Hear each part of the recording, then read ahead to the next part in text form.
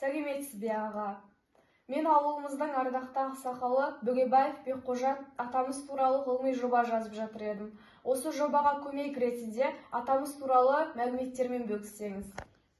Мен Кәрімбай Таланбай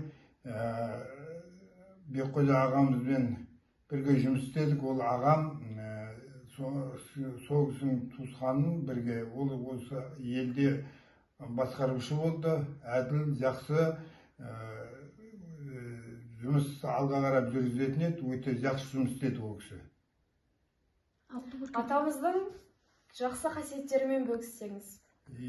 Енді ол кісі өте жақсы адам, әділет, және осы ауылдың бәрі өркендеуіне, алға қарап өсуіне барлығында адал қызмет жасап, жақсы 12-13 жылдай осы жерде басқарушы болды. Жақсы жұмыс істеді ол кісі.